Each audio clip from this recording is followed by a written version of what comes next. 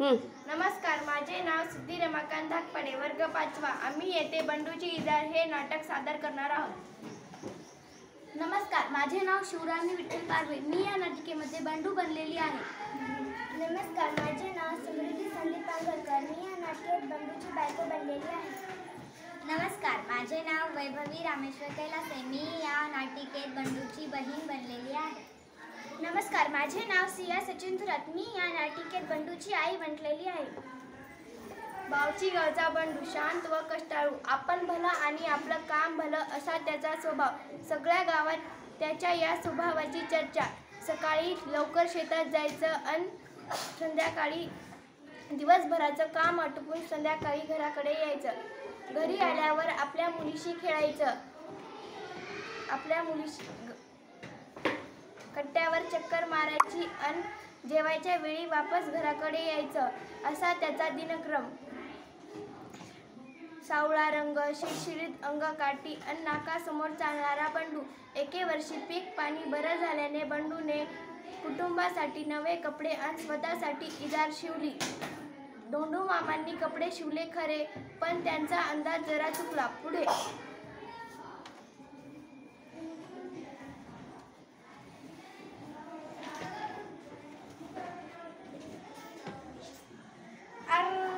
इजार जरा लांबच झाली. चांगली 4 बोटं लांब झाली. आता धोंडू मामांकडे जायचं म्हणजे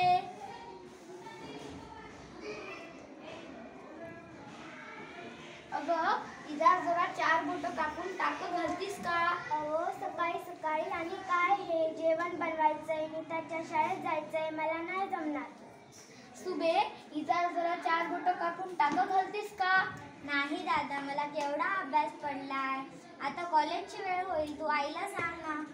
आई, आई, इजार जरा 4 बोटं कापून टाक घालतीस का? ठेव तिकडे तुझी जारी, तर वैरण कापून कापून माझ्या हाताचे तुकडा पडले. आईने इजार एका कानोड्यात फेकली. बंडू हिरमुसला होऊन शेताकडे गेला. सकाळीच इजार दुरुस्त करायला पाहिजे होती. सावीच्या मुली इथे येऊन बसल्यात का? इथं काय करायला तुम्ही?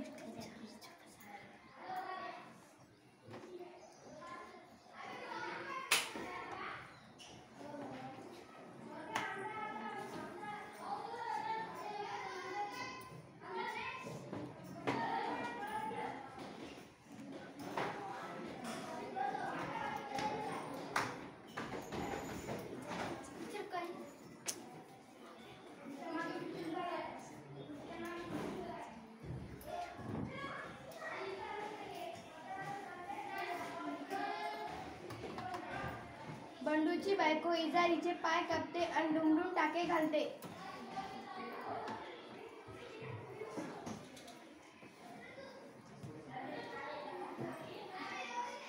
दादा किती राबतोय, कष्ट करून मला कॉलेजला पाठवतोय. मी दादाचं एकही काम करू नये.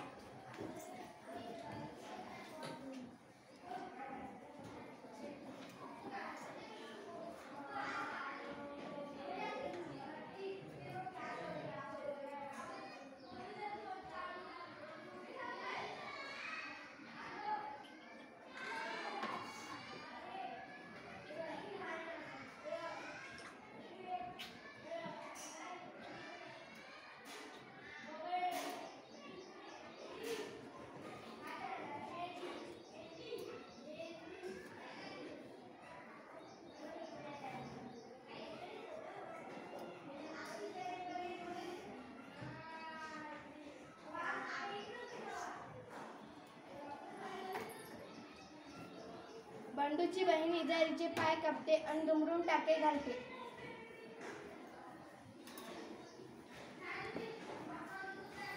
उगा खेकासला पोरावर केवढा राब राब राबतोय पोरगा.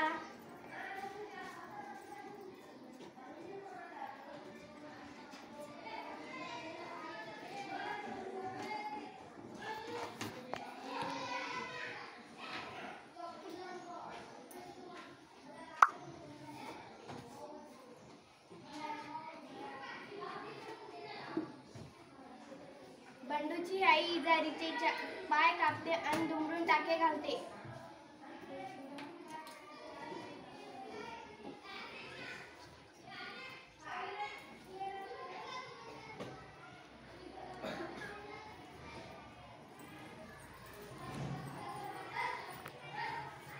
काम आपणच केलेलं बरं.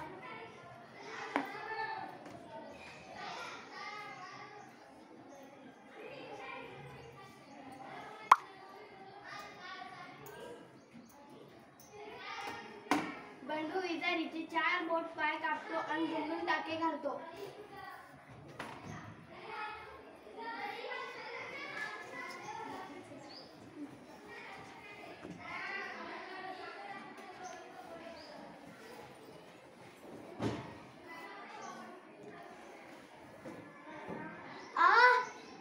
सगळेजण आश्चर्याने पाहतात.